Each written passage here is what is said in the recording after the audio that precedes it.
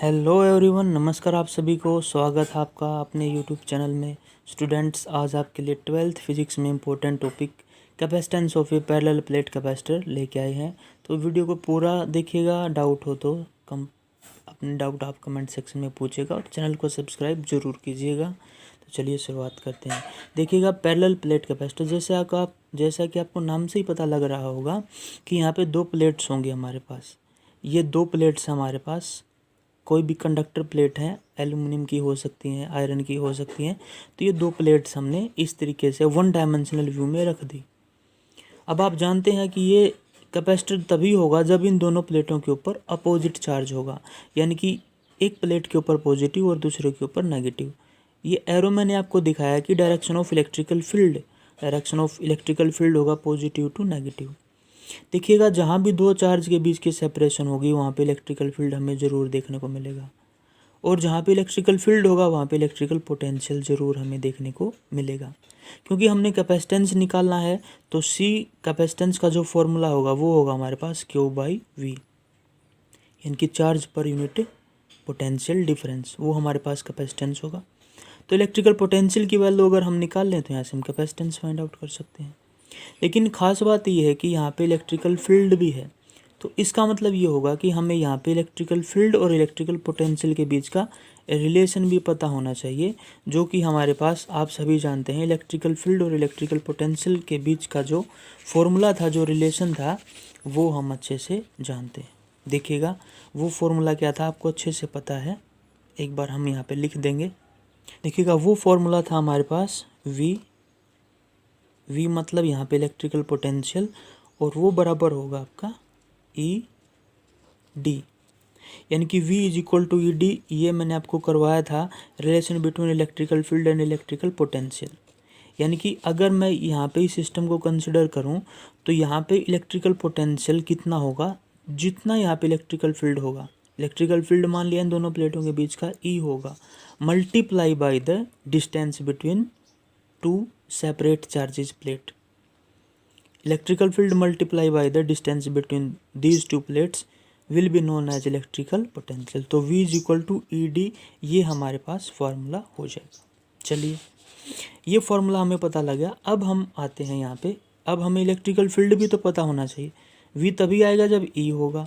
तो electrical field हम इन दो प्लेटों के बीच का देखिएगा कैसे फाइंड आउट करेंगे। इन दोनों प्लेटों के बीच का जो इलेक्ट्रिकल फील्ड होगा वो आपको पता है, हम गॉस लॉ से फाइंड आउट कर सकते हैं। गॉस लॉ आपको ध्यान होगा, काफ़ी इंपॉर्टेंट एप्लीकेशन था, वहाँ भी मैंने आपको बताया था, ये आगे भी यूज होगा। तो गॉस लॉ ने क्या बोला था, E.ds is equal to Q/ε0, यानी कि charge electrical field will be equal to charge enclose by inside that conductor divided by ε0। चलिए, अब यहाँ से हम E फाइंड आउट करना चाहेंगे, तो E को कांस्टेंट ले लेंगे और ds को इंटीग्रेट कर देंगे, और ये एज इट इज़ रहेगा Q/ε0। ds को इंटीग्रेट करेंगे तो पूरा A आ जाएगा, यानी कि A into A that is equal to Q/ε0। तो यहाँ से इलेक्ट्रिकल फील्ड की वैल्यू होगी Q/A ε0। Q/A को अगर आपको ध्यान हो तो हमने बोला था सिग्मा V, तो σ/ε0 वहाँ पे हमारे पास आया था। चलिए, अब हम बात करेंगे यहाँ पे V की। तो अब यहाँ से V की वैल्यू भी फाइंड आउट कर सकते हैं हम। V will be equal to E। E की वैल्यू क्या दिखेगा, ये रहा Q/A ε0। तो इस E की जगह पे हम पुट कर देंगे Q/A ε0 इंटू D, आपका एज इट इज़ यहाँ पे रहेगा। अब हमें तो मतलब किससे था, C से था। तो C की वैल्यू बोलिए क्या होगी, C की वैल्यू होगी हमारे पास यहाँ पे, आप सभी जानते हैं अच्छे से, Q/V। Q चार्ज है दोनों प्लेटों के बीच का, वो हमने Q लिख लिया।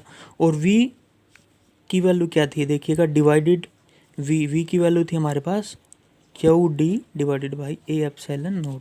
तो जब आप इसको सोल्व करेंगे तो आप इसको लिख सकते हैं, Q डिवाइड को मल्टीप्लाई में बदलेंगे तो A ε0 ऊपर चला जाएगा और ये बच जाएगा हमारे पास। देखिएगा, ये दोनों ही एक ही टर्म में लिख लेते हैं, ये भी Q है हमारे पास, और ये रह जाएगा आपके पास QD। Q से चार्ज कैंसिल आउट हो जाएगा, तो कैपेसिटी आ जाएगी हमारे पास A ε0 बाई D।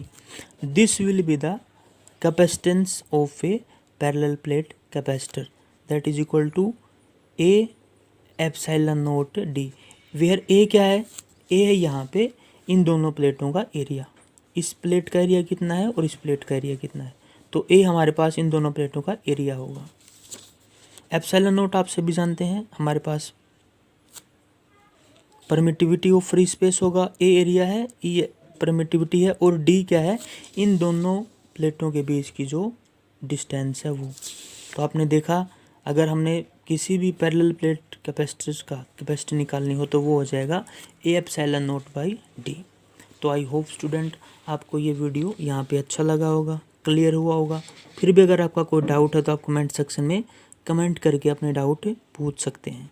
तो स्टूडेंट्स हमारे साथ बने रहें, चैनल को सब्सक्राइब करवाएं और वीडियो को लाइक ज़रूर करें। Thanks for watching.